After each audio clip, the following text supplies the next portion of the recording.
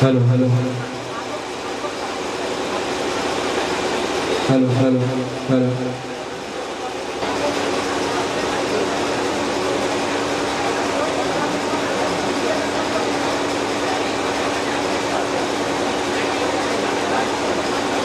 करना चाहूँगा जिन्होंने इस सेमिनार को ऑर्गेनाइज किया इस छोटे से शहर में यूपीएससी लेवल की। तो मैं बताना चाहूँ, एक तो आगे इतने खूबसूरत लोग बैठे हैं, कुछ तो अमीर भी है, मेरी वैसी लगी पड़ी है। और अच्छा एक बात मेरे को बताएं कि आईफोन कितनों के पास है?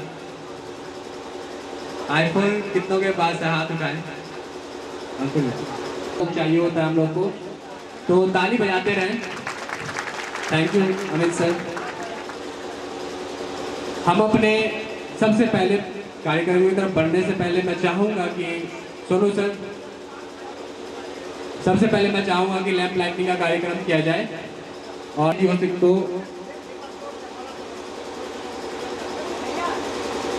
छोटी छोटी बातें बहुत बड़ी हो जाती है समय पे। मैं चाहूँगा सोनू सर आप यहाँ पे आ जाएं। अब ये सितारे होते, ना ये सावन ढलती और ना ये सितारे होते, लहरें भी फटकती अगर किनारे ना होते। क्या होता है यूपीएससी स्टूडेंट्स का और इनकी ज़िंदगी में सोनू सर जैसे सहारे ना होते। Thank you. और मिस्टर अमित सिंह जो डायरेक्टर है स्मार्ट स्टेप एजुकेशन सेंटर के, Avinash Sinha assistant manager of HDFC bank Samastipur, Amrendra Kumar head of Maa Shakuntala dental hospital, and हमारे स्पीकर जो हैं मोहम्मद अली एकरम जो कि सीनियर डिप्टी कलेक्टर हैं और इन्होंने बहुत सम्मान भी प्राप्त किया, वो मैं बताऊंगा आपको बाद में। क्लैप शुड नॉट, प्लीज ताली बजाते रहें।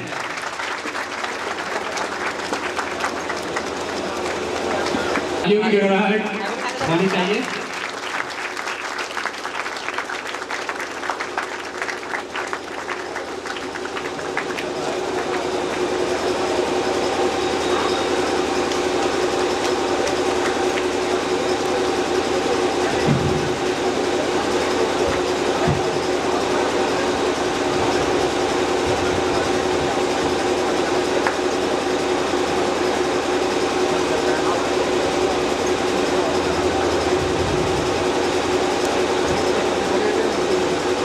जितने भी वॉलंटियर्स हैं प्लीज छत पे रहें।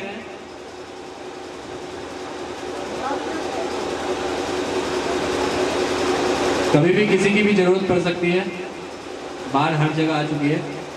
Big round of applause.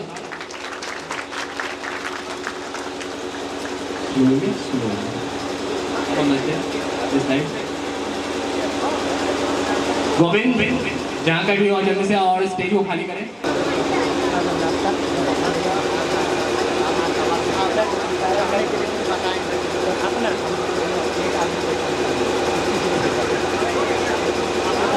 अब हम लोग आगे इधर का हम लोग का डांस नहीं है जगह बेटा, कुछ पीछे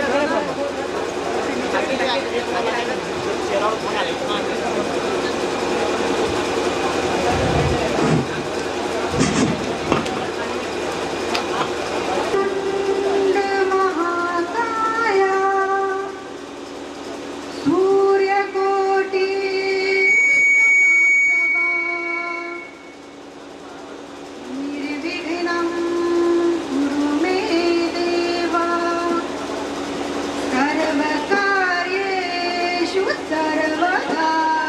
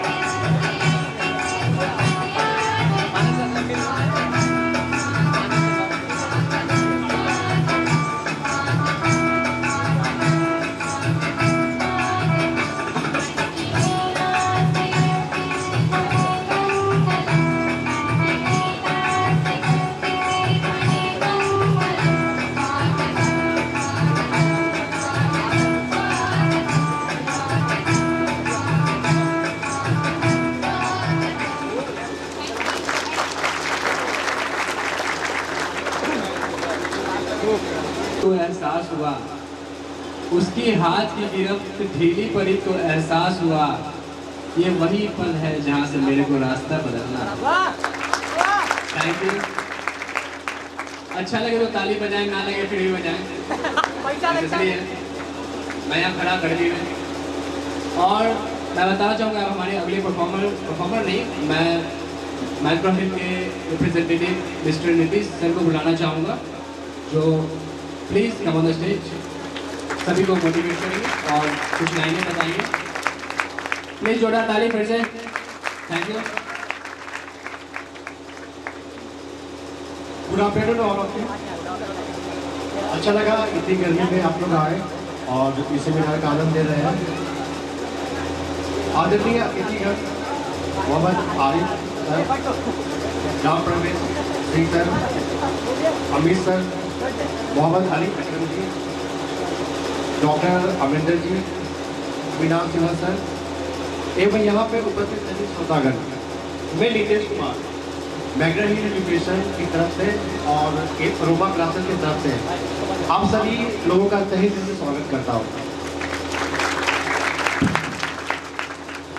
आज का दिन मेरे लिए बहुत ही सौभाग्यशाली है, क्योंकि मुझे यहाँ पर उपस्थित सभी गणमान्य एवं प्रतिष्ठित आज मैं महसूस कर रहा हूँ, जो मेरा अनुभव आज का है, जितना प्यार, जितना इज्जत, जितना सम्मान मुझे यहाँ पे मिला, मैं उसको शब्दों में बयान नहीं कर सकता। चलिए, ये तो अब इस सेमिनार के बारे में कुछ बताना चाहूँगा आप लोगों को। ये सेमिनार मूलतः उन विद्यार्थियों के लिए आयोजित किया जा रहा है जो सिविल सेवा प्रवेश परीक्षा की तैयारी कर रहे हैं।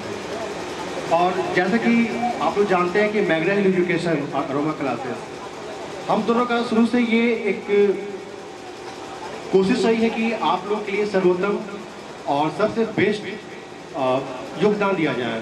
तो इसी योगदान के दिशा में आगे यहाँ पे अतिथिगण हैं, इन्होंने अपनी करियर में कैसे सफलता प्रदान की, कैसे वो अर्जित किए, उनके बारे में आप लोग को अपना अनुभव बताएंगे। और इसके अलावा अंत में जो भी यहाँ पे बच्चे राज्य एवं संघ सिविल सेवा परीक्षा की तैयारी कर रहे हैं, उनको परीक्षा में कैसे स्कोर करना है, कैसे पास करना है, कैसे सफलता प्राप्त करना है, इसके बारे में मोहम्मद आरिफ को आगे बढ़ाएंगे। पर मैं अपनी बात खत्म करने के पहले आप लोगों से दो शब्द कहना चाहता हूँ, खासतौर जो हमारे यहाँ पे चीफ गेस्ट हैं, स्पीकर हैं, उनके डूबतों के लिए मैं किनारा बनूँ, लड़खड़ाए हुओं के लिए मैं सहारा बनूँ, डूबतों के लिए मैं किनारा बनूँ, लड़खड़ाए हुओं के लिए मैं सहारा बनूँ, ऐसी प्रेरणा कि जिंदगी में कभी मैं आशा बनूँ। धन्यवाद। मानस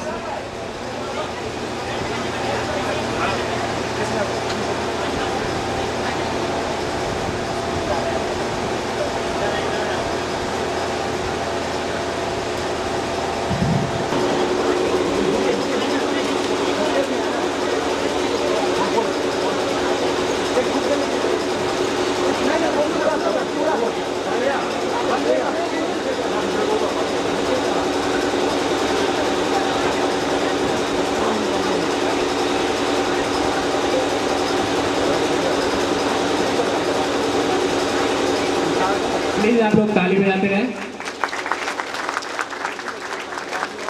थैंक यू, जोरदार ताली बजाते रहें।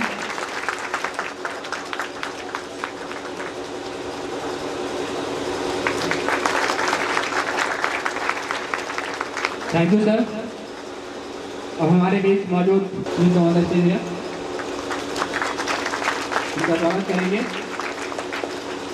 Chairman sir.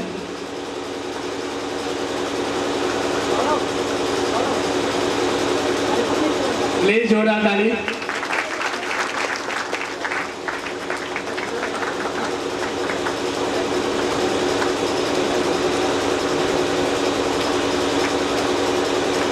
ताली मुझसे देनी चाहिए। थैंक यू मैम, आपने 10 स्वागत करेंगे Nitish sir, please come on the stage.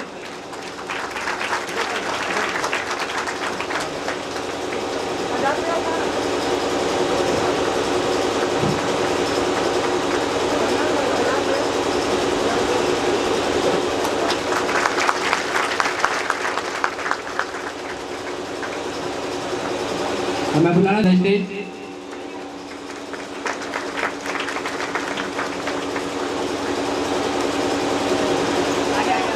उनका स्वागत करेंगे नीतीश सर। प्लीज ताली बजती रहनी चाहिए। अरे इनको इधर बैठो। Alok ji, Alok ji. Thank you sir. Please come on the stage. तालियां बजती रहनी चाहिए, गर्मी आई नो, थोड़ी सी रिलैक्स मिलेगी,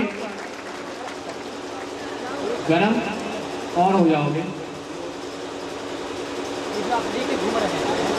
ताली बजती रहनी चाहिए।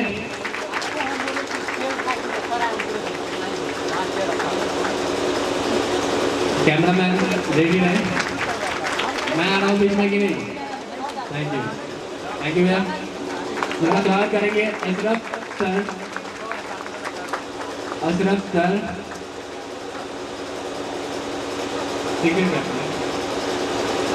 प्लीज ताली बजनी चाहिए।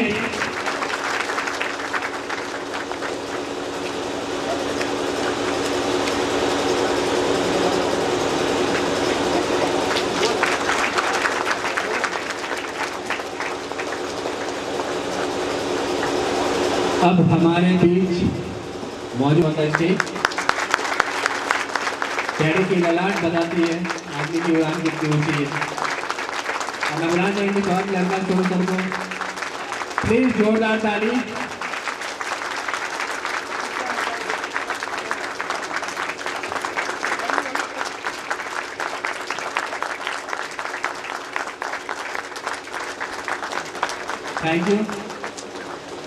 Thank you sir. जस्ट आप सभी को मैं फिर से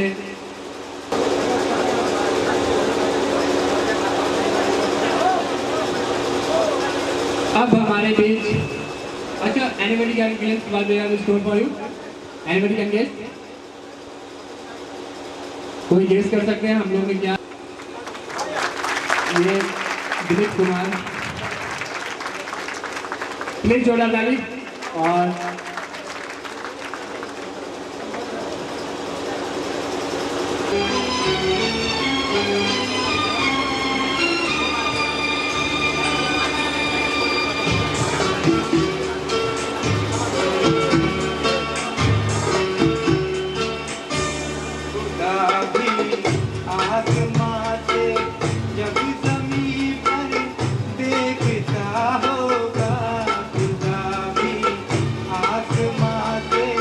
जब जमीन पर देखता होगा मेरे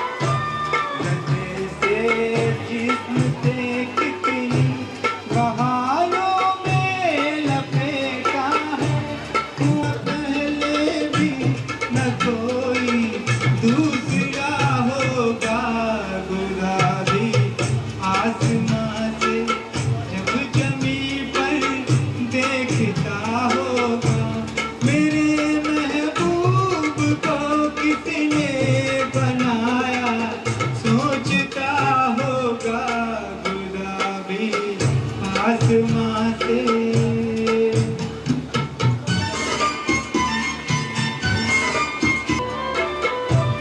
जहाँ रखती हो तुम पाँव जगह वो चूमते होंगे किसी के दिल पे क्या गुजरे ये वो ही जानता होगा गुलाबी आसमां से जब जमी पर देख आया सोचता होगा गुलाबी आसमां से। Thank you.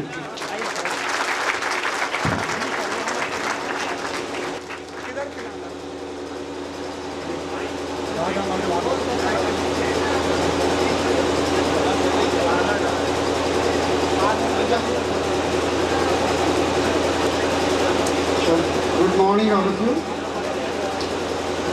सबसे पहले तो गर्मी की समस्या का निदान कर दिया जाए। एंकर महोदय और कुछ और लोगों ने गर्मी की बात की, बहुत गर्मी लग रही है। आप में से बहुत सारे लोग बीपीएससी का मेंस देने वाले हैं, यूपीएससी का भी देंगे। मान लीजिए मेरी ओर से कि जो लोग बीपीएससी को फाइनली क्लियर करेंगे, यूपीएससी को फाइनली क्लियर करेंगे, वो एक एक एसी इस कोचिंग इंस्टीट्यूट में तो हम खुद लगवा देंगे, क्योंकि ये उनके स्टूडेंट भी रहे हैं चेयरमैन साहब के। और हमारे ऑफिस में भी एसी नहीं है, अगर बच जाए 10-20 तो आएंगे ही, भिजवा दीजिएगा। चीफ गेस्ट टुडेज फंक्शन जनाब इकराम साहब, chairman of this aroma classes and the main teacher of these classes who are aspiring for the top positions are sitting, where some of the senior citizens of this town are sitting. Actually, career consultation is very tricky issue. Hindi English मिला करके बोलते हैं हम लोग बचपन से ही। और एक एग्जाम्पल देना चाहता हूँ, अभी 10th का जो रिज़ल्ट आया तो जो हमारे यहाँ से बच्चे ने, उसने कहा सर पापा तो कह रहे हैं कि दिल्ली जाऊँ और वहाँ पर कुछ तैयारी करूँ, फिर डीयू में एडमिशन लूँ और यूपीएससी की तैयारी वहाँ से करूँ और आईएएस का एग्ज़ाम दूँ। तो हमने कहा कि तुम क्या चाहते हो पापा? तो सही, सभी पापा लोग यही चाहते हैं। हम लोग सामंतवादी बैकग्राउंड से, फ्यूडल बैकग्राउंड से आते हैं, तो तो मैं सोचता हूँ कि पहले आईआईटी की तैयारी करने के लिए। तो देखिए ये जो कन्फ्यूजन है और इनडिसाइसिवनेस है, जो अनिर्णय और फैसला न लेने की जो ये माहौल जो है, इसमें हम सब लोग जीते हैं। ये ऐसा नहीं कि उस बच्चे के लिए कोई नई बात है, ये हम सभी उससे गुजरते हैं और हम सभी उसी उधेड़-बुन में पड़े हुए हैं। अभी बहुत सारे लोगों के सामने कुछ कैरियर गोल कुछ हैं, बनना हम कुछ चाहते हैं, पढ़ाई किसी चीज़ के लिए कर रहे हैं और फाइनली बन कुछ जाते हैं। अभी हमारे जो चीफ गेस्ट साहब हैं वो शेयर करेंगे। आपको मालूम है कि वो आईआईटीएन हैं और आईआईटी उन्होंने कंप्लीट किया, उसके बाद जॉब किया, लेकिन अभी सिविल सर्विसेज में है, डिप्टी कलेक्टर हैं। अब ये जो कैरियर काउंसलिंग है, इसमें ये बताया जाता है कि अगर आपका कोई गोल है तो वही एक गोल आप रखें और उसी के लिए मेहनत करें और सफलता मिलेगी। प्रैक्टिकली ऐसा हो नहीं पाता।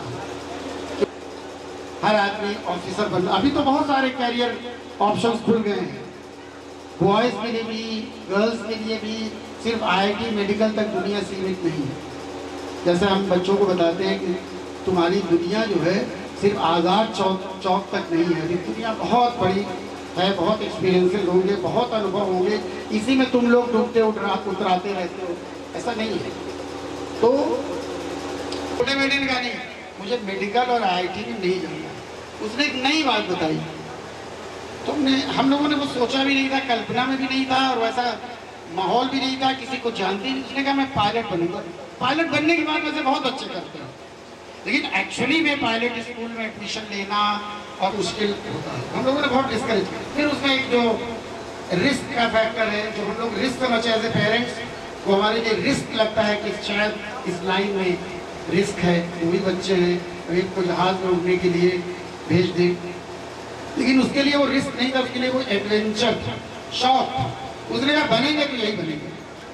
तो मास मीडिया में हम लोगों ने उसका ध्यान बटाया, क्योंकि पैसे बहुत लग रहे थे और बैंक का सहारा भी लेना पड़ता अपने, एक वो भी था। दूसरा कि वो एबव एवरेज स्टूडेंट था, सेकंड चाइल्ड हमारा जो दूसरा बेटा है, जिनकी बात आप अंकुर की कर रहे थे, अंकुर का दोस्त जो आपके साथी, उसने कहा कि नहीं वो एबव एवरेज के बारे में क्वेश्चन पूछा। उस समय राजीव गांधी नए नए प्रधानमंत्री बने थे, सिंपल एक क्वेश्चन, उसमें एक बहस चल रही थी कि कंप्यूटर उन्होंने शुरू किया था, बस कंप्यूटर का नाम लोग जानते थे, स्टार्टिंग आई थी कंप्यूटर, STD टेलीफोन, STD तो बहुत लोग जानते भी नहीं होंगे, आप लोग मोबाइल फोन लेके पैदा हो गए हुए हैं। तो STD की शुरुआत हो रही थी, और हम लोग उस समय के हैं कि जब बॉम्बे फोन लगाना पड़ता था कभी, जैसे हमें जब हमारा सिविल एडवाइस दे रहे इसलिए बताए जाएंगे, इन पर ध्यान रखिए। एक आखिरी बात मैं अभी बस कह के समाप्त करता हूँ, वही मेरा आशीर्वाद भी है। अभी हम लोग वो लैंप लाइटिंग कर रहे थे, मोमबत्तियाँ जली और जलाना था, 5, 6, 7 लोग यहाँ खड़े थे। अब मोमबत्ती जल नहीं रही थी, कुछ जा रही थी, तो हमने अपनी मोमबत्ती बढ़ाई, उन्होंने जला ली, उन्होंने बढ़ाई, उन्होंने जला ली। अब देखिए यहाँ बल्ब होता तो ये काम नहीं हो पाता, एक बल्ब से दूसरा बल्ब नहीं जलता, मोमबत्ती से, चिराग से दूसरे चिराग रोशन होते हैं। तो ऐसा चिराग बनने की कोशिश करें, ये भी सफलता की है। समाज में भी रोशनी पैदा होगी, आप भी रोशन दिमाग बनेंगे, आपकी जिंदगी रोशन होगी, सफलता पाएंगे। के लिए कैरियर का स्टडी या इवन बोर्ड के लिए, but more for the career exam, group study is the most effective tool. Group study चुनना है ग्रुप मेंबर्स को, ये आप चुनते। अब उसमें एक मोबाइल वाले को जो अच्छी अच्छी पिक्चरें देखता है, उसको भी अगर आपने मेंबर बना लिया तो ना आप पढ़ पाएंगे और वो उसको तो खैर जो होगा। तो आपको चुनना है कि किसके साथ ग्रुप स्टडी करें। मुझे साइंस में, साइंस का स्टूडेंट नहीं रहा, मुझे साइंस H2O भी नहीं आता जब मैंने सिविल सर्विसेज की तैयारी शुरू की। जनरली लोग यही करते हैं, पहले आर्ट्स का ज़माना था, हमने हिस्ट्री और इंग्लिश में किया, बाकी और तो साइंस बहुत क्वेश्चन आते हैं GS में, जैसे हिस्ट्री के बहुत सारे आते हैं क्वेश्चन। तो यहाँ से हमने साइंस सिर्फ अपने क्या फिजिकली एक साथ बैठे बिना भी ग्रुप स्टडी कर सकते हैं, जिस तरह का टेक्नोलॉजी है, तो इसका इस्तेमाल करते हुए जीवन में आगे बढ़ें। और यही हमारी दुआ है, कामना है। धन्यवाद, thank you. Thank you sir. अब मेरे को डर लग रहा है मैं भी UPSC का निकाल लूँ। Thank you sir. हासिल कर लूँगा ही मंजिल, एक न एक दिन हासिल कर लूँगा ही मंजिल, ठोकरे कोई जहर तो नहीं जो खाकर मर जाऊँगा। Thank you. तो मैं अब हमारे अगले गेस्ट को बुलाना चाहूँगा, धर्मांश रंजन, जो डायरेक्टर है of Holi mission school Samastipur. Please जोरदार ताली, इनके गद की तरह इनकी स्कूल की भी बुलंदी छू रही है आसमानों को। Thank you.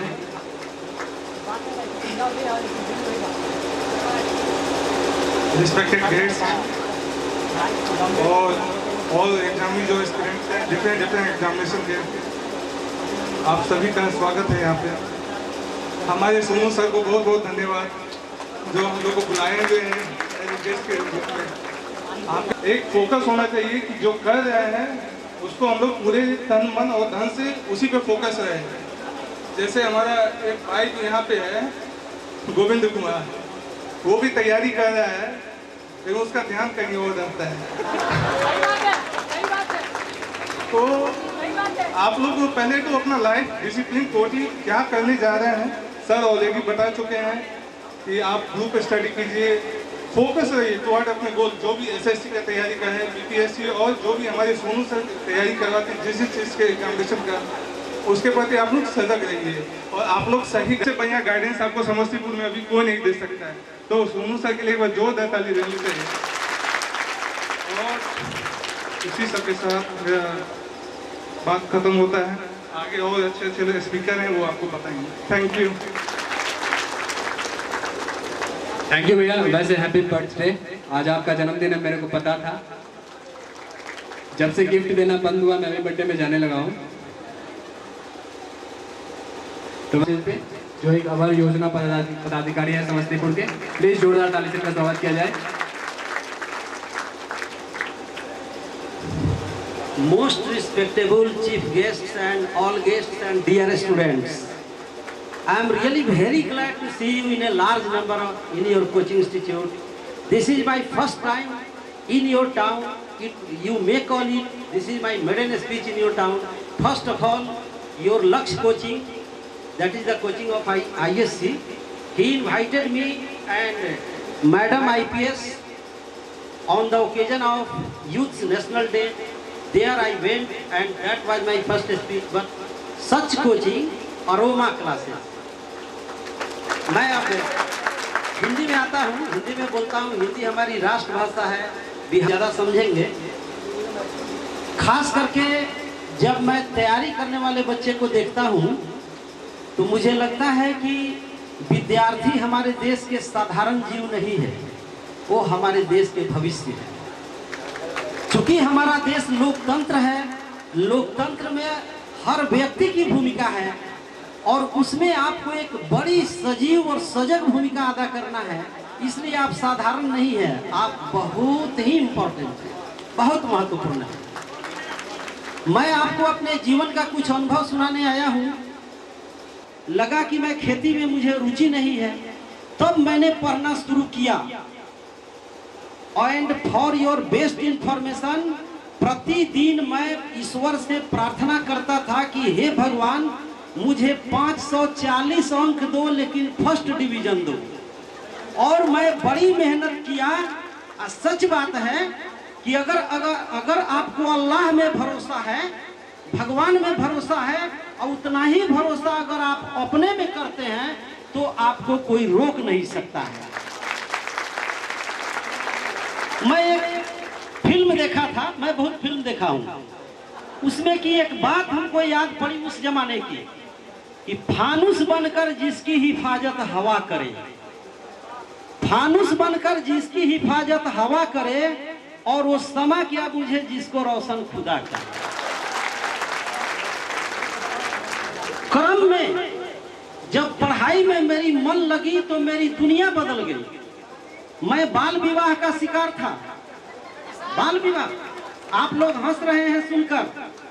मैं ऐसे परिवार में था जहां कोई पढ़ा लिखा, you can do anything, you can do everything, you can do anything because you have divinity.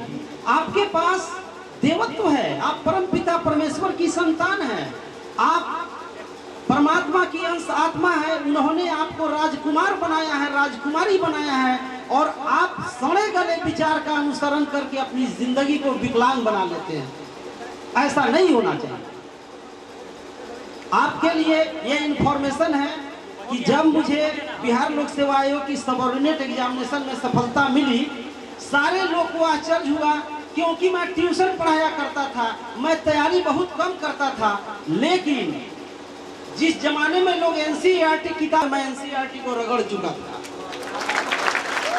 बहुत। जैसा कि सर अभी प्रिंसिपल सर ने कहा है, बड़ी अच्छी बात इन्होंने बताया है कि राजीव गांधी के जमाने में, मैं याद करा दूं, सर उस समय यूपीएससी का एग्जाम पास किए थे, जब राजीव गांधी केरल के रामचंद्रन को दिल्ली वाशिंगटन गए लाने के लिए, और उन्होंने कहा कि आप अमेरिका में टेक्नोलॉजिकल रिवॉल्यूशन लाए हैं और हमारा देश कंप्यूटर में अभी निरक्षर है, आप भारत माता की संतान हैं, आप भारत चलिए।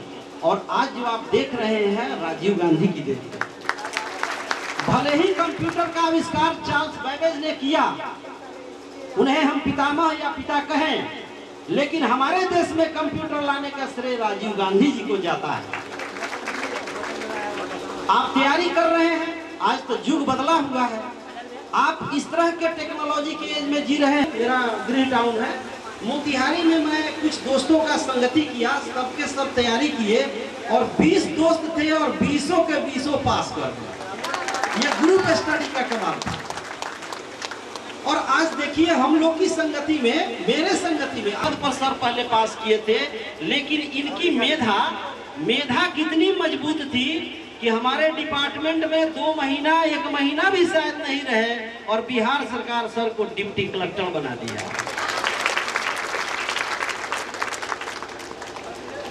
तो आपको जो बनना है बनिए।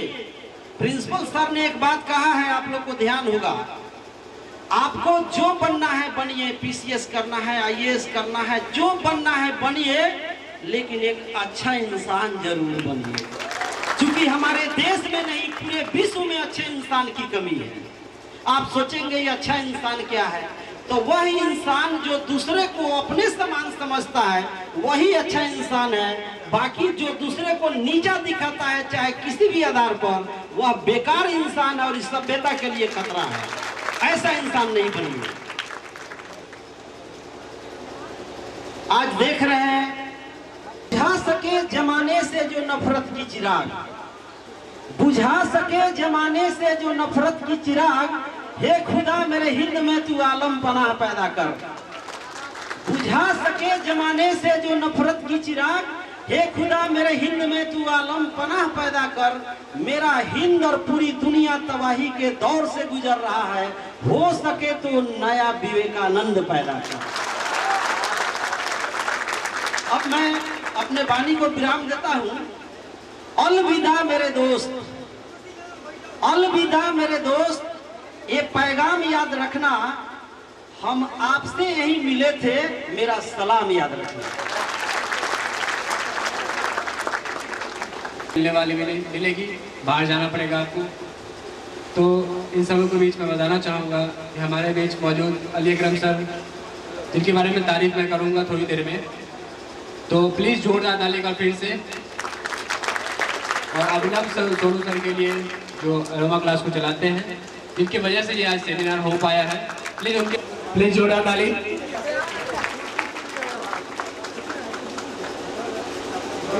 थैंक यू मानस। सबसे पहले जो भी हमारे अतिथि हैं, इकराम साहब, आरिफ सर और भी जो भी हमारे गेस्ट हैं, कोऑर्डिनेशन डायरेक्टर रहमान सर, किया एक ऐसे प्लेटफॉर्म पे जो कि देश का सबसे बड़ा एग्जाम कंडक्ट करवाता है। यूपीएससी एस्पिरेंट्स हैं आप लोग। सबसे पहले आप सब लोग को बधाई। आप लोग अपने लिए एक जोरदार ताली बजा लीजिए। मैं पहले प्रिंसिपल हूँ, तो हमारे एग्जाम का सेंटर यहाँ पड़ा था। मैंने उनको तब देखा था, पिछले भी बहुत बार देखा है, बहुत सेमिनार में ऑकेजन्स में मिले हैं हम लोग।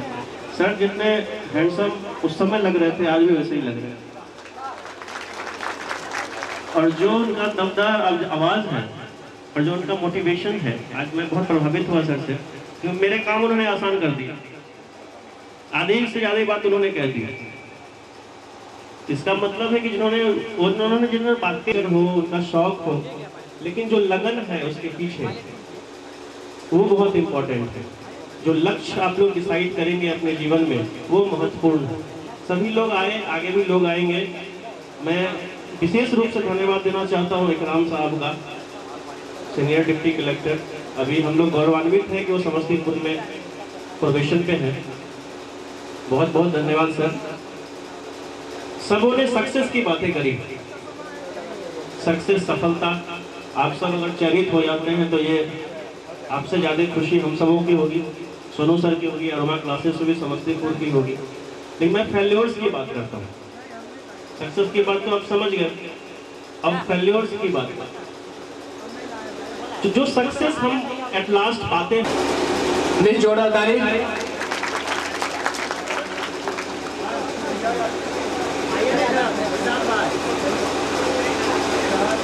सबसे पहले आप सभी को मेरा नमस्कार और मेरे प्यारे दोस्तों को मेरा सलाम। Honourable chief guest and respected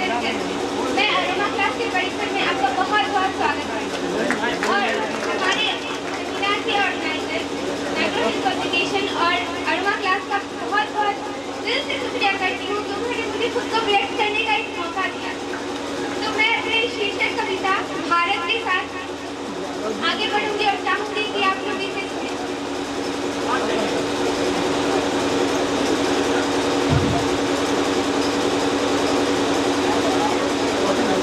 Bharat, इस नाम को सुनकर मन में उमंग सी उठती है।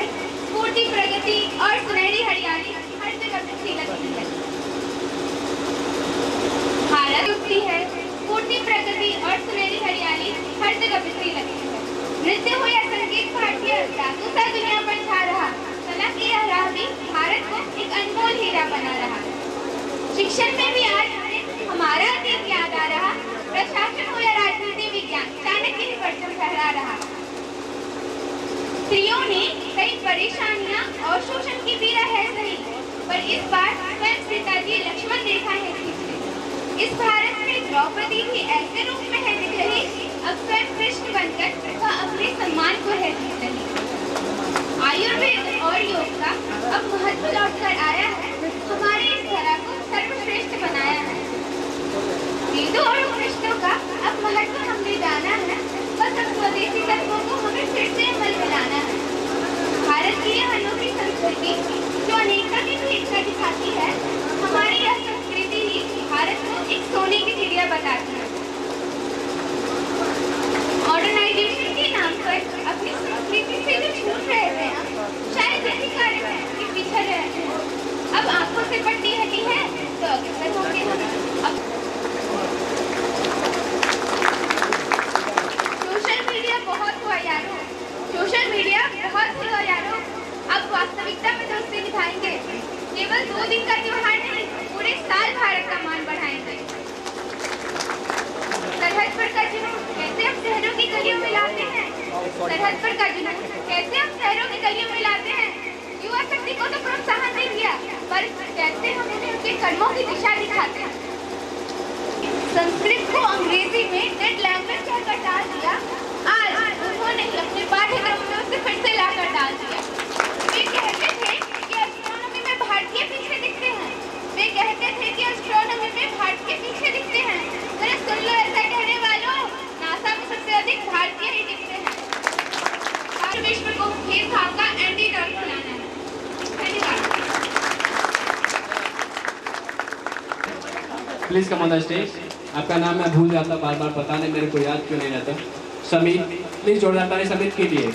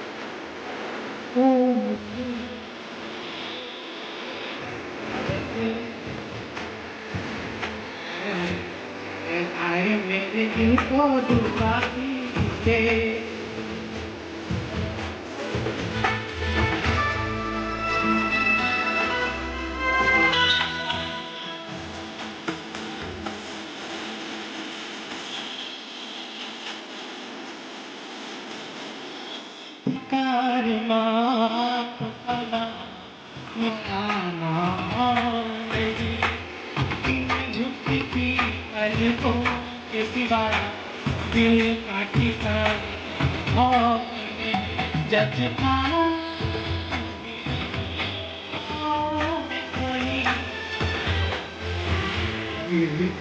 कोई चाहे तो क्या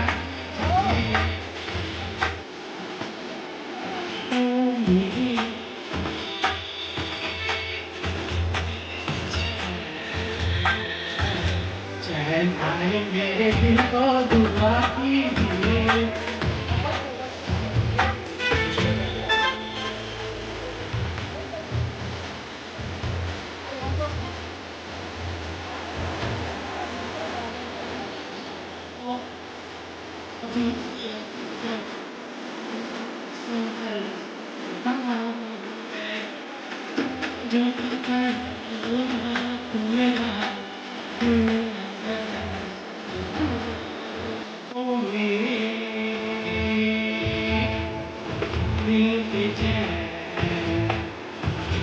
चैन आई मेरे दिल को दुआ कीजिए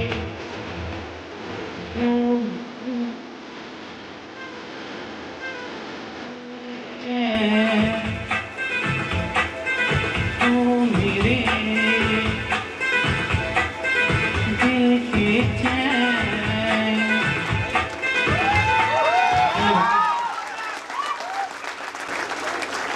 थैंक यू सर।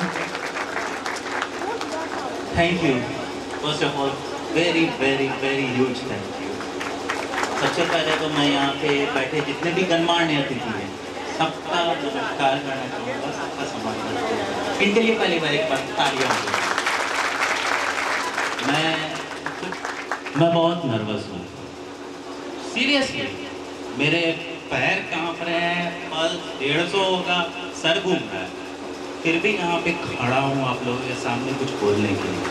ये कॉन्फिडेंस है और यही चाहिए बीपीएससी और यूपीएससी निकालने के लिए हम जैसे छोटे शहर के लड़के और लड़कियों।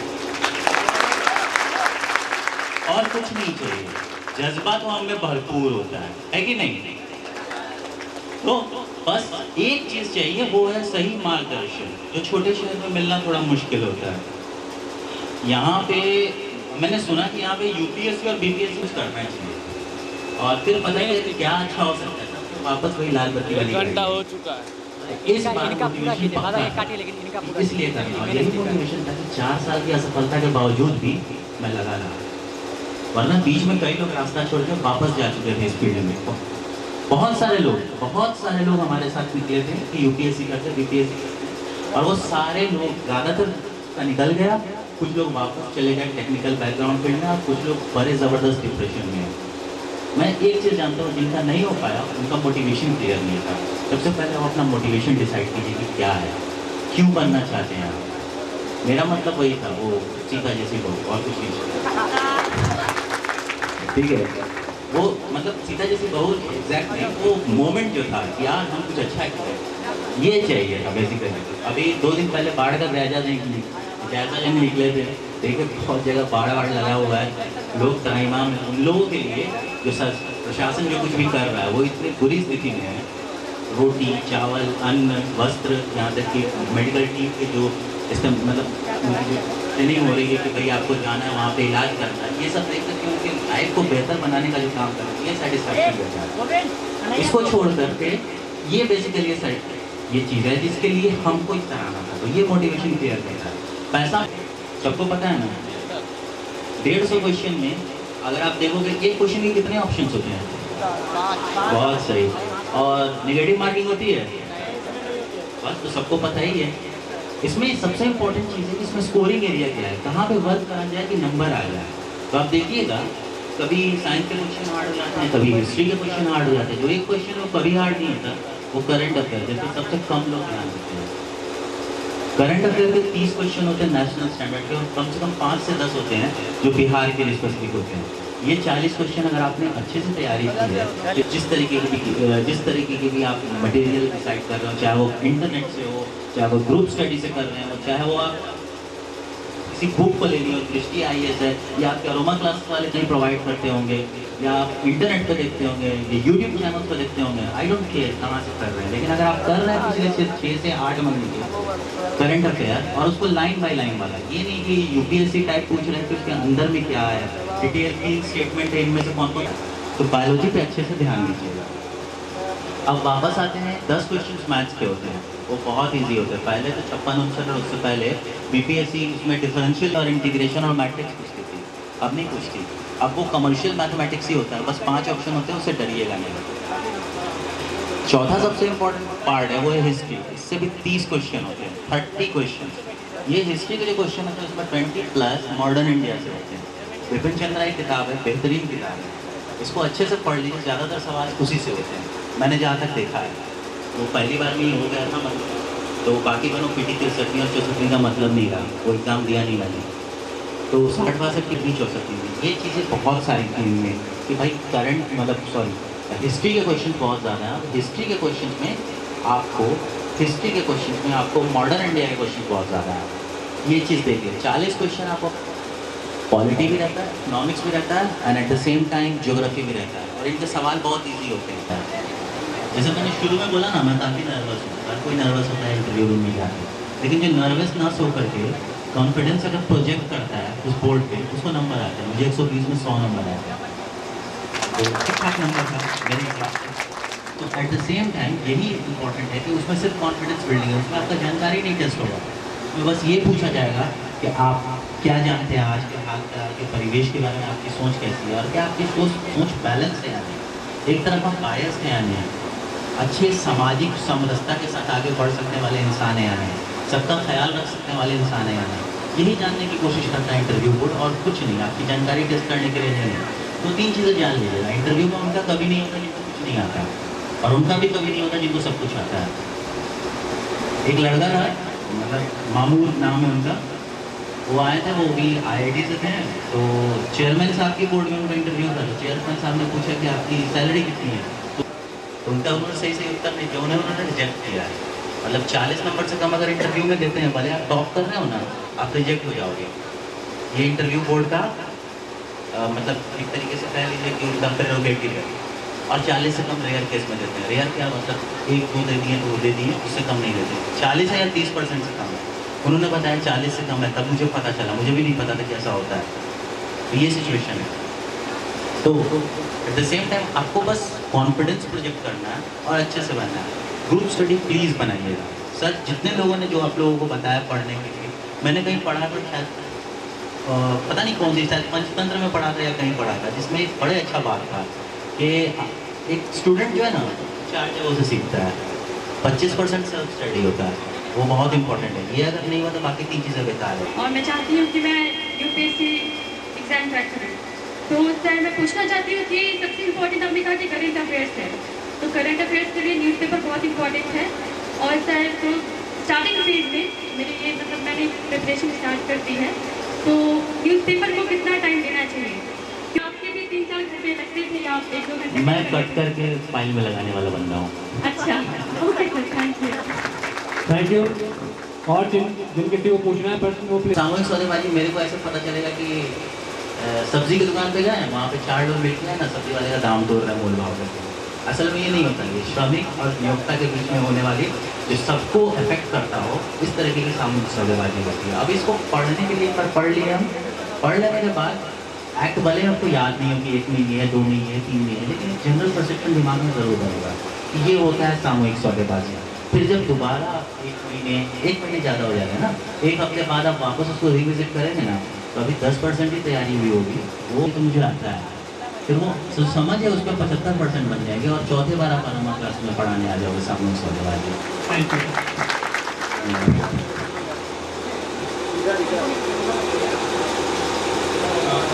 हिंदी में मीडियम में तैयारी करें, तो उनके लिए प्रॉब्लम कहाँ जाता है कि न्यूज़ पेपर होता है, तो हिंदी को ऐसा नहीं आता है जैसे इंग्लिश में का हिंदू आता है, जिससे कि आदमी यूपीएससी अच्छा तैयारी कर सकता है। तो मैं ये चाहता हूँ कि हिंदी में इस तरह का मतलब कोई न्यूज़ पेपर आता है, या हम कोई करंट जो आता रहता है, करंट अफेयर्स है, उसको किस तरीके से तैयारी करेंगे, हमको उसका जरूरत नहीं पड़ेगी। किस तरीके कर रहे हैं एक्चुअली जो यूपीएससी हिंदी में कर रहा है उसको काफ़ी प्रॉब्लम है, क्योंकि उतने मटेरियल नहीं है। असल बात है, क्योंकि नई नई चीज़ें जो होती है वो अंतर्राष्ट्रीय चीज़ें पूछ रहे हैं आजकल। वो भारत में ही नहीं स्थिर है। वो जैसे NIA विदेश जा रही है, वैसे वो ऑलरेडी विदेश में है पिछले 8-10 साल से। तो ऐसे में विदेश की चीज़ें जो है उसका हिंदी शब्द ही मिलना मुश्किल है। जैसे प्रेमचंद की कहानियाँ कोई, उसका अंग्रेजी अनुवाद करिएगा ना। अब नहीं होगा बेटा तो वापस कुछ कर लो। और जबकि मेरा उम्र सर 34 साल हो रहा है। अरे आप दिल्ली में तैयारी कर रहे हैं? जी सर, दिल्ली में तैयारी करता था, अभी सर के अंडर में हूँ। तो देखिए ये तो बहुत अजीब चीज़ है, ये स्पेसिफिक चीज़ है। माँ बाप का जो होता है ना, माँ बाप से ज़्यादा मासूम प्राणी कोई नहीं होता। हम लोग बचपन से उनको बनाते आ रहे हैं। कौन नहीं है यहाँ पर? उसके बाद 3 साल हो गए थे हमारे, बहुत मुश्किल हो गया था काटना। तो हम वहाँ गए ना, तो जाने के बाद रिजल्ट है पता नहीं कैसे हो गया, पता नहीं कैसे नहीं, लेकिन असल में हो गया। तो हो जाता है कभी कभी, अगर माँ बाप कह रहे हैं कुछ कर लेने के लिए, तो एक बार बैठ के सोचना ज़रूरी चाहिए। आपका जो प्रॉब्लम है ना बहुत स्पेसिफिक है, ये प्रिपरेशन से जुड़ा हुआ नहीं, मेंटल एस्पेक्ट से जुड़ा हुआ है। And I am not a psychiatrist sir, तो बता नहीं पाएंगे आपको। लेकिन सर जैसे होता नहीं कि लोग कहते हैं पर क्या लोगों के पूछते थे 2 साल पहले तक, 1-1.5 साल पहले तक, क्या फ़ायदा हुआ? हम बोले कि भाई जब हम चल रहा है ना, बात पूछा पूछी समझे, बता दे कंटिन्यू कीजिए, उसके फिर आप रुकिए 10 मिनट हमको समझे, इसका चाहिए, इसकी संस्कृति समझ में सब अमेरिका जाएगा, समझ में आते हैं, इसके ट्राइबल समझ में आते हैं। अब अपने आप को साक्षर महसूस करते हैं, बस यही फायदा हुआ UPSC और UPSC। बात बड़ी है, मतलब ये बात फालतू वाली चीज़ है आपके ऊपर, मतलब ये आपके सिचुएशन में था। और वो चाइना का सबसे अमीर आदमी बना बैठा है, ले लिया होता तो बताओ शायद अभी वहाँ चले गए होते, नहीं अली नाम भी है। तो ऐसी स्थिति में देखिए एलॉन मस्क नौकरी नहीं लगी थी, वो कॉलेज ड्रॉप आउट है, बिल गेट्स, और सबसे बड़ी बात वो स्टीव जॉब्स, वो मेरा आइडल है। वो तो बोलता था कि भाई स्टे हंग्री स्टे फुलिश, अगर अपने मन का नौकरी नहीं मिले ना पूछते रहो, अगर अपने मन का नौकरी नहीं करोगे तो 30 साल में डायबिटीज होगा, 35 में ब्लड प्रेशर और 45 में मर जाओगे। तो काम वो करो जो तुमको पसंद है। तो देखिए आपको आपके माँ बाप अगर कुछ कह रहे हैं तो कहीं ना कहीं पे कॉन्फिडेंस का ब्रेकअप है आपके पिता और आपकी माता को आपको लेकर के, आप उनको विश्वास में ले सकते हो। बचपन से अब तक तो बनाया है, एक बार विश्वास दिलाने में क्या जाता है कि इस बार पूरी कोशिश कीजिए। एग्जामिनेशन हॉल में जाने से पहले अगर आपके दिमाग में ख्याल है ना, सच बताता हूँ अपने माँ और बाप के मतलब विनर बन के आएंगे, भले रिजल्ट जो भी हो। इस बार फिट हुआ आपका, कॉन्ग्रेचुलेशन। तैयारी करने बैठता हूँ, कभी कभी क्या होता है कि आपका एनर्जी लेवल बढ़ जाता है, आप 8-10 घंटे पढ़ सकते हैं। फिर क्या होता है कि कभी कभी आपकी कंटिन्यूटी टूट जाती है, ठीक है, मैनेज करना बड़ा मुश्किल हो जाता है जब कंटिन्यूटी टूटती है। क्रिकेट खेलते हैं? क्रिकेट कभी नहीं खेला। सीरियस जिम जाते हैं? नहीं सीरियसली पूछ रहे हैं, सीरियसली पूछ रहे हैं। ये इसलिए होता है कि आपका शरीर स्वस्थ नहीं है, कहीं ना कहीं मेंटल रूप से परेशान है। आप जिम जाइए और कुछ मतलब लिटरली कुछ खेल के प्लीज़ इस तरह के काम को इनकॉर्पोरेट कीजिए। आपको वैसे कहना नहीं चाहिए, लेकिन यकीन नहीं होगा, अभी मेरा पेट निकला हुआ है, लेकिन इंटरव्यू के लिए जाने से पहले मैं जिम जा रहा था और उस वक्त 6 पैक था, उसके बाद 2 खाया, बहुत मजा आया। ठीक है, अब वापस होने की कोशिश करूँगा, 6 पैक के चक्कर में नहीं जाऊँगा। बहुत तरह क्या होता पता है, इससे मैं सही मेंटल स्पेस में था। विराट कोहली क्यों कहता है इस तरह की चीज़ें करने के लिए? ये सारी जो चीज़ें होती है ना, आपकी पढ़ाई कितनी इंपॉर्टेंट है, विराट कोहली की सतत बनाना उतना इंपॉर्टेंट है। वो क्यों अपने खाने पे इतना कंट्रोल करता है, क्यों कार्ब्स के पीछे भागता है, क्यों कार्ब्स छोड़ रखा है, तो नॉनवेज भी छोड़ दिया उसने, मतलब शोरबे वाली चीज़ें नहीं खाए, रोटी नहीं खाए, चावल नहीं खाए। मैं सोचता हूँ क्या खा रहा है, कुत्ते उबाल के खा रहा है, क्यों कर रहा है, और लगातार 3-4 घंटे जिम में बचा रहा है, क्योंकि उसका दिमाग सही पोजीशन पर है, एकदम मेंटल ब्लॉकेज खत्म हो। ये जैसी चीज़ें हैं ना, इसमें फिजिकल एक्सरसाइज वगैरह होता है, थोड़ा पसीना निकले, यहाँ वाला पसीना नहीं, वो जो बहाते हैं जिम में या ग्राउंड में, उससे फ़ायदा होगा आपको। सिर्फ तैयारी इसका नाम नहीं है कि आप मतलब पढ़ते रहें बाल छंगा, स्मार्ट स्टडी करें, ज़्यादा नहीं पढ़ें और अपना मोमेंटम बरकरार रखें, बहुत इम्पोर्टेंट है। धन्यवाद। फिजिकल मतलब मेरा करने में पसंद है, मैं प्लेयर से नेशनल तक भी मैंने खेला है, तो कांग्रेचुलेशंस। Thank you. और पर मतलब एक लाइक फिजिकल एक्टिविटी साथ में होती है, फिर भी कंटिन्यूटी पढ़ाई में नहीं आ पाती है। मतलब होता है आज मैंने 4 घंटा पढ़ा लगातार, कल मैं 6 घंटे पढ़ रही हूँ लगातार, ऐसे हो रहा है, कभी कभी तो हो ही जाता है। ये तो अच्छी चीज़ है ना, ये मतलब जिंदा है, मतलब उनको देखता नहीं, मतलब थोड़ा बहुत वजन चाहिए, उनको फिजिकल एक्सरसाइज वगैरह करनी चाहिए, लिटरली मतलब सीरियसली बुरा मत मानिए। मैं कह रहा हूँ कि मतलब मतलब लिटरली मतलब स्वस्थ शरीर होना चाहिए, ठीक है। पतले दुबले को देख के एट द सेम टाइम जलन भी हो रही है, उनके जैसा बनने की भी कोशिश कर रहा हूँ, लेकिन एट द सेम टाइम ये भी करने की कोशिश कर रहा हूँ तो हेल्दी भी नहीं है। इस पर ध्यान रखना चाहिए, इसलिए उनको बोला अगर आपकी बात है 4 घंटे पढ़ रहे हो तो भाई मैं तो खुशी से झूमूंगा एक दिन में, वो मेरा अगर लोस परफॉर्मेंस है तो नहीं, वो बहुत अच्छा है, बहुत अच्छा। 4 घंटे अगर है ना वो इफेक्टिव है। 4 घंटे की जो चीज़ है तो 3 चीज़ें आप और कर सकते हैं। प्लीज़ मैं इन सब चीज़ों को जो बोल रहा हूँ इनको हल्के में मत कीजिएगा। जैसे उनको फिजिकल एक्सरसाइज होता है, आपको मैं योगा वगैरह के लिए बोल सकता हूँ।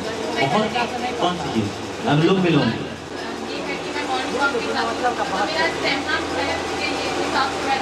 मेडिटेशन वगैरह की बात कर रहा हूँ मैं।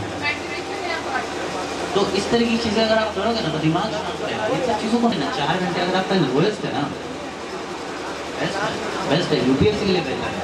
मतलब आप बाकी सब चीज़ें कर रहे हैं, 24 घंटे जो पढ़ता है ना उसका भी नहीं होता है, और जो 2 घंटे पढ़ता है उसका भी नहीं होता है। ये इंपॉर्टेंट है, बैलेंस बहुत इंपॉर्टेंट है, संतुलन बहुत ज़रूरी है कि आप मेंटेन करके रखें।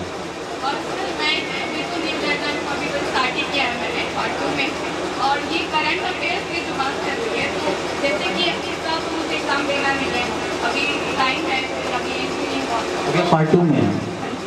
तो मतलब जैसे कि करंट अफेयर्स का बोल रहे हैं कि अभी से ही मतलब करो, तो चेंज होने वाला करंट अफेयर्स है क्या, उस पर भी ध्यान देना चाहिए? मतलब अगर लोग बोल रहे हैं करंट अफेयर में अभी से ध्यान दो ना तो आप तो बहुत अच्छे से क्यों जो हो रहा है, मोदी जी क्यों इस तरह के काम कर रहे हैं कि सारे लेबर लॉज को 4 में समाहित क्यों कर रहे हैं, इससे क्या फ़ायदा हुआ, क्या नुकसान हुआ? जो इस तरीके से जिज्ञासा रखने करने की कोशिश कीजिएगा, अगर 2 साल बाद 3 साल बाद जब भी आप एग्जाम देने जाओगे आप बहुत अच्छे प्रिपेयर्ड होंगे। और आप तो बहुत अच्छा है कि आप सेकंड ईयर में आपको पता चल गया कि इस तरह का कोचिंग है। आप जैसे मैंने बोला ना कि लोग When last year when I just passed out from class 10, humanities which subject? From geography, pol science and psychology, and geography is my love. Great. So when I just passed out from class 10, only thing that goes in my mind is civil services. Only due to this, I just opted art stream, humanities stream, and I faces a lot of problems. जिधर भी जाता क्या यार arts ले लिया, बहुत सारे optional की प्रिपरेशन में किसी सेंट्रल यूनिवर्सिटी में करना चाहता हूँ जो मेरा ऑनर्स रहेगा। जैसे कि मैं ऑप्शनल सोच रहा हूँ ज्योग्राफी, और मेरा ज्योग्राफी ऑनर्स करने का प्लान है। उसके बाद मैं सोच रहा हूँ कि ये सब हो जाएगा तो आई थिंक दैट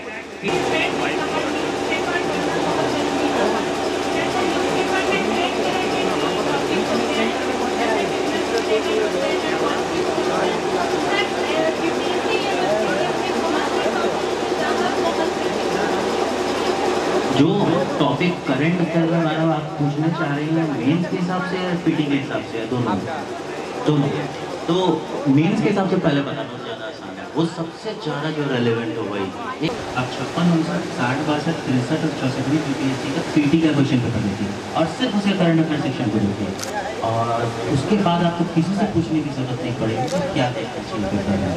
ठीक है, बहुत आसान है।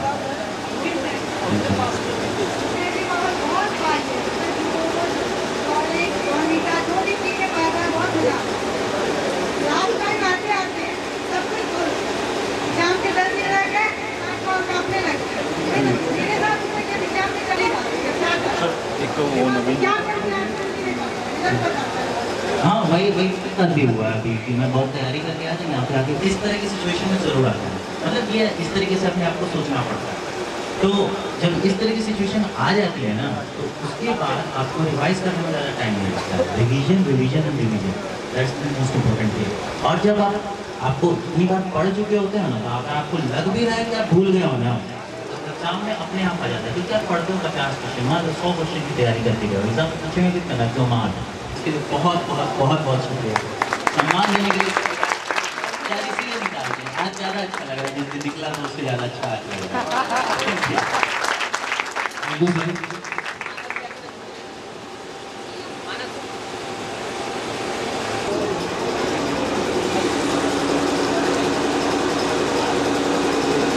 सर सनातन रक्तदान समूह के नाम से एक संस्था चलाता हूँ।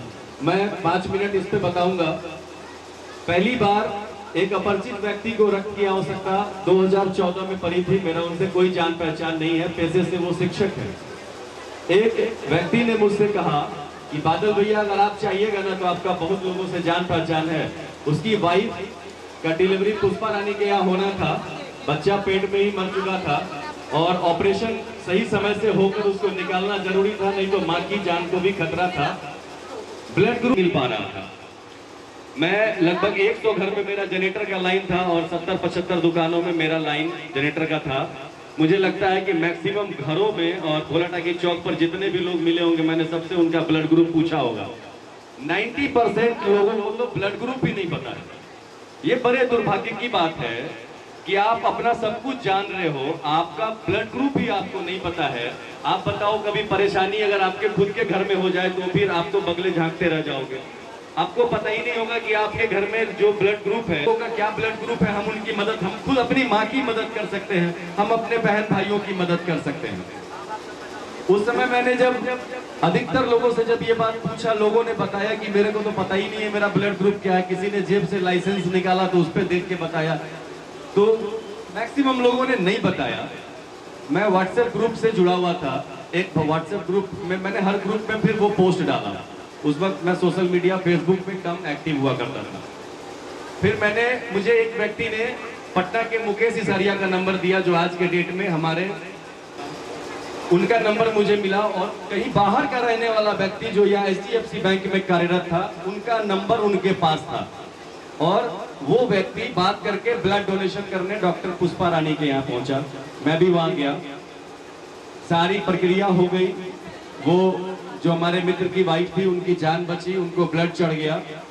उस दिन मुझे बड़ी शर्मिंदगी महसूस हुई कि समस्तीपुर जिला में मैं रहता हूँ, एक पटना में रहने वाला व्यक्ति समस्तीपुर में रहने वाले व्यक्ति के जीवन को बचाने के लिए आधा 1 घंटा संघर्ष किया, और यहाँ के व्यक्ति के लिए यहाँ की कहीं और के रहने वाले डोनर का व्यवस्था उन्होंने कराया। और वो व्यक्ति बिना किसी स्वार्थ के एक व्यक्ति के, अपरिचित व्यक्ति के जीवन को बचाने के लिए चल पड़ा अपनी ड्यूटी को छोड़कर। उसी दिन मैंने ये डिसाइड किया कि मैं इस कार्य को करूंगा। मैं अकेला था, मैंने अपना रक्तदान किया पहला, क्योंकि उससे पहले मैंने भी कभी रक्तदान नहीं किया था। मैंने अपना रक्तदान किया और तब से लगातार रक्तदान कर रहा हूँ। अभी मेरा 17वां रक्तदान होगा। और हमारे टीम में ऐसे ऐसे लोग हैं जिन्होंने 50 बार से अधिक रक्तदान किया है और 50 साल से अधिक उम्र है उनका। दोस्तों, ये इस कार्यक्रम में हमें विशेष रूप से सोनू सर ने इसलिए बुलाया है कि मैं आप लोगों को रक्तदान के क्षेत्र में भी कुछ जानकारी दे सकूं। मेरा सिंपल यही मोटिव है कि मैं आपको बता सकूं। आप सभी लोग, लगभग लोग शायद हमसे ज़्यादा पढ़े लिखे हो और लगातार पढ़ाई के क्षेत्र में आप आगे बढ़ने का प्रयास कर रहे हो। UPSC और BPSC जैसे क्षेत्र में अपने किस्मत को आजमाने के लिए ट्राई कर रहे हो।